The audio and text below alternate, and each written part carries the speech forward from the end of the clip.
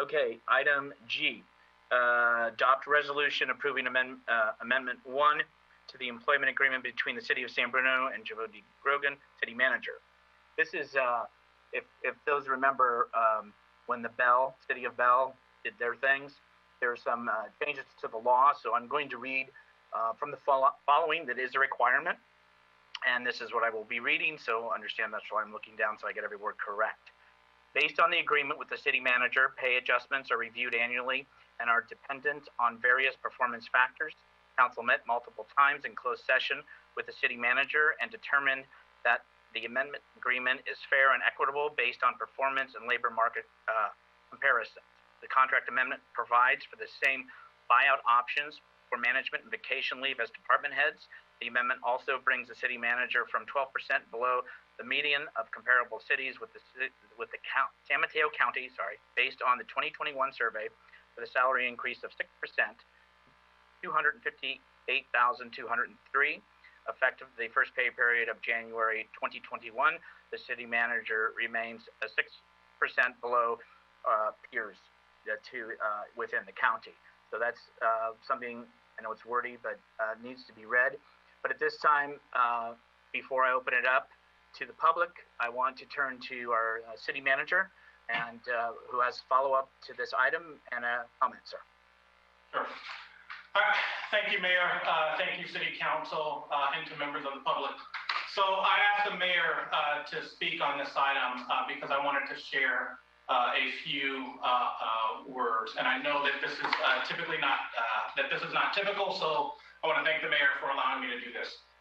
First, I really want to thank the City Council for the conversations we had, recognizing where my compensation sits in comparison to my peer city managers in the county, and taking the bold action to offer an increase, knowing that where we are financially, I can't be brought on par. So I really want to thank you for that and that political courage.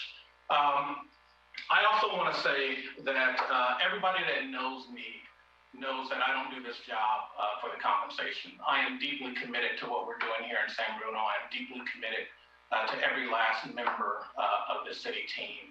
And I am so proud of the work that we have done. And, frankly, given where we are financially as an organization, and given the financial challenges that continue to confront us with COVID-19, I do want to proffer a change here should the City Council be amenable. And I want to take the action to sort of unilaterally postpone the salary increase a full year. So instead of taking effect January 1, 2021, push that out a full year to the first pay period in January of 2022. No retro, no back pay, just a full pushing out of that salary plan section of the amendment.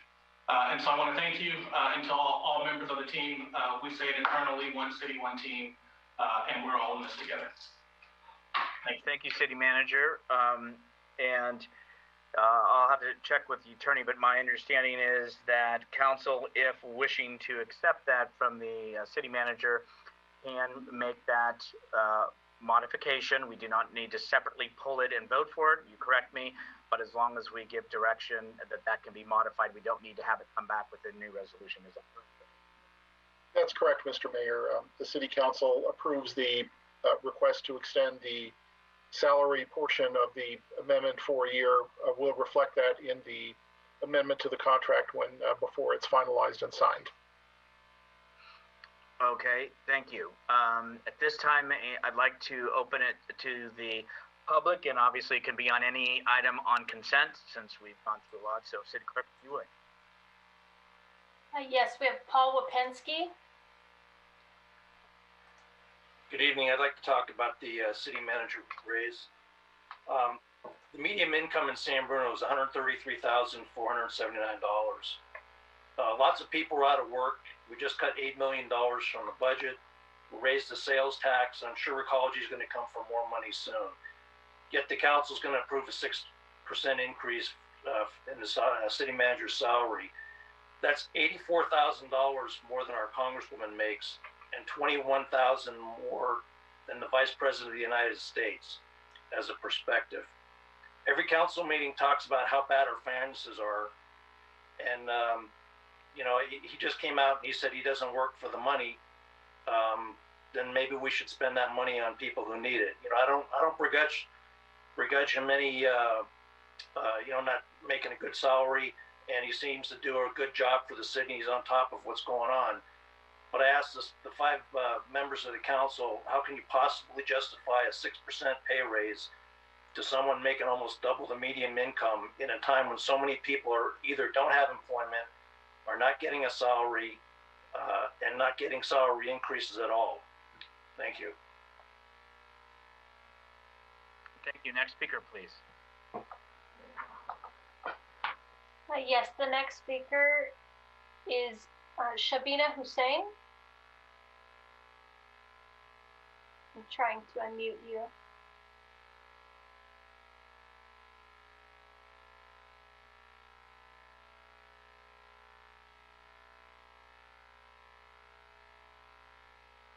Shabina, I'm unable to unmute you on my end. Are you able to unmute yourself? Oh, I'm so sorry. I didn't realize what I did. I didn't mean to say anything. Sorry. Oh, okay, no problem. No problem. Thank you. The next speaker will be Stephen Seymour. Sandra Perez Vargas here. I wanted to commend the city manager for foregoing that raise.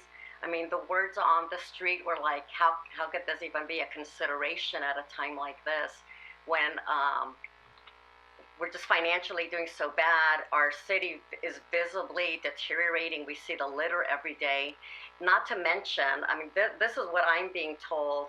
People who will not be receiving salary increases will be the local 856 employees and local 350 mid-management employees. Also, the rec department is running with just 2 coordinators. There's a hiring freeze for the rec supervisor and senior center coordinator. In the parks department, I've been told that 3 employees retired early, so 3 others would not be laid off. 7 parks workers for 14 parks, 12 baseball fields and 2 football fields. That's a lot of work, and I'm not sure if this is correct, but my understanding is that in July 20th, during a hiring freeze, that an assistant was hired for the city manager. So I think it's we really need to look where our money is going and to spend it as wisely and as fairly as possible. There's a lot of people out there suffering, and there will definitely be a lot of really bad feelings if this raise were to take place. Thank you. Thank you for your comments. Next speaker, please. The next speaker will be Trish, Teamsters 856. Just one moment while I bring you in.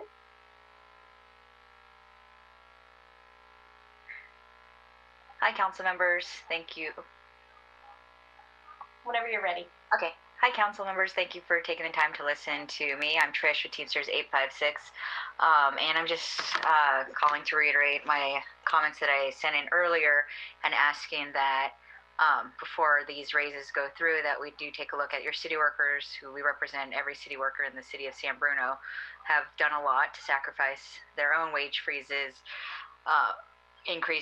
froze their wage increases. They've work to help keep the city open and thriving throughout this pandemic to provide to the residents, so that they're not forgotten through this pandemic, and that we make sure that when the economy is better, that we also restore our members and these workers who have worked so diligently through this and put their own health and safety at risk before we give increases to the city manager.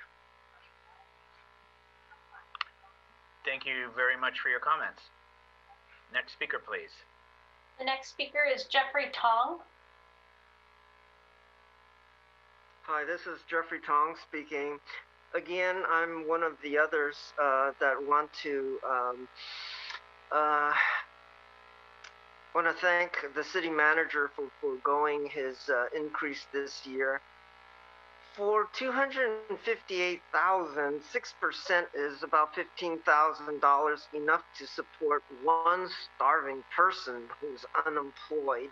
With so much trash in the city, I've been asking the city council, let's look at the possibility of maybe hiring some homeless people to help clean up the streets and maybe even help them with housing, whatever it might be. But as they say, with adopting a dog or something, you may not change the whole world by adopting a dog, but you change the whole world for that one dog. And so I'm not comparing people with dogs, but nevertheless, you can change one person's life with that one salary increase. So thank you, Jovan Grogan, for forestalling your increase in salary. Thank you. Bye-bye.